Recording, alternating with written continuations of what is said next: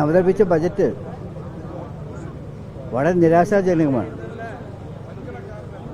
ഇന്ത്യയെ ബാധിക്കുന്ന സംഗതികളാകട്ടെ, കേരളത്തെ ബാധിക്കുന്ന സംഗതികളാകട്ടെ, അർത്ഥശൂന്യമായ കുറേ വാക്കുകൾ ഉപയോഗിച്ചെന്ന് മാത്രമേ ഉള്ളൂ.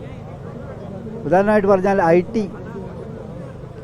ആർട്ടിഫിഷ്യൽ ഇൻ്റലിജൻസ്, ഇതിൻ്റെ പ്രവർത്തനത്തിൻ്റെ പരമായി ചെയ്യാൻ ബാധ്യസ്ഥമായ പരിപാടികളെക്കുറിച്ചുള്ള ഒരു വർണ്ണപ്പൊലിമയുള്ള ചിത്രം വരച്ചു കാട്ടാൻ ശ്രമിച്ചു എന്നല്ലാതെ വസ്തുതകളെ ആഴത്തിൽ അപഗ്രഥിച്ചുകൊണ്ട് ഇന്ത്യയെ ബാധിക്കുന്ന, കേരളത്തെ ബാധിക്കുന്ന പ്രശ്നങ്ങളെപ്പറ്റി കാഴ്ചപ്പാടോടുകൂടിയ ഒരു ബജറ്റേ അല്ല ഇത്.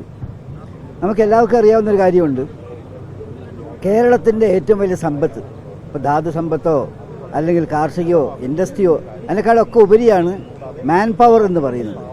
മാൻ പവർ എന്ന് പറയുന്നതിനനുസരിച്ച് സൊസൈറ്റി നിങ്ങൾക്കറിയാം, എല്ലാ രംഗത്തും നമുക്ക് കാണാൻ കഴിയുന്നത് ഏറ്റവും താഴ്ന്ന ഒരു പരിഗണനയാണ് കൊടുത്തത്. ഹ്യൂമാൻ റിസോഴ്സ് എന്ന് പറയുന്നത് നമ്മുടെ കുട്ടികളാണ് നമ്മുടെ ഏറ്റവും വലിയ സമ്പാദ്യം.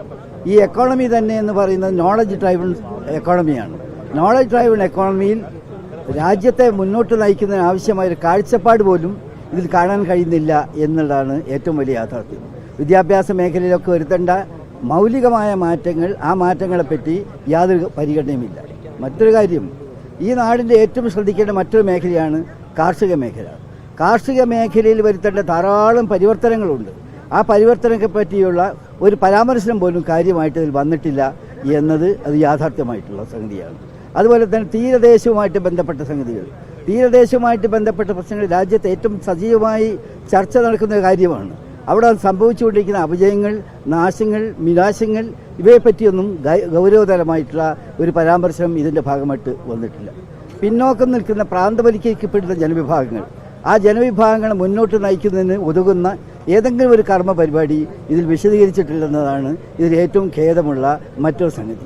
നമ്മുടെ നാട്ടിലെ മറ്റൊരു പ്രധാന സമ്പത്തും വരുമാന മാർഗവുമായിട്ടുള്ള വിദേശ രാജ്യങ്ങളിൽ ജോലി ചെയ്യുന്ന നമ്മുടെ ആളുകൾ, അവർക്ക് പലയിടത്തും തിരിച്ചു വന്നുകൊണ്ടിരിക്കുകയാണ്. തിരിച്ചു വന്നുകൊണ്ട് അവിടെ ഉണ്ടായിരുന്ന ജോലി മിക്കവാറും നഷ്ടപ്പെട്ട് അവിടുത്തെ സ്വദേശവൽക്കരണത്തിൻ്റെ ഫലമായി അവിടെ ജോലി ചെയ്യുന്ന ആളുകൾക്ക് ജോലി തന്നെ നഷ്ടപ്പെട്ടുകൊണ്ടിരിക്കുകയാണ്. എന്നാൽ അവരുടെ പുനരധിവാസം ഈ നാടിന് ഏറ്റവും വറി ചെയ്യുന്ന ഒരു സംഗതിയാണ്. അത് പരിഹരിക്കുന്നതിന് വേണ്ടിയുള്ള ക്രിയാത്മകമായ യാതൊരു പരിപാടിയും ഇതിൻ്റെ ഭാഗമായിട്ട് വന്നിട്ടില്ല. കേരളത്തിൻ്റെ കാര്യം കൂടി പറഞ്ഞുകൊണ്ട് അവസാനിപ്പിക്കട്ടെ. നമ്മളെല്ലാവരും ഇന്ന് രാവിലെയും സംസാരിച്ചതാണ്. കേരളം ഏറ്റവും പ്രതീക്ഷയോടുകൂടി കാത്തിരുന്ന എയിംസിൻ്റെ കാര്യത്തിൽ ഏറ്റവും നമ്മുടെ പ്രതീക്ഷ ഈ പ്രാവശ്യവും പൊലിഞ്ഞിരിക്കുകയാണ്.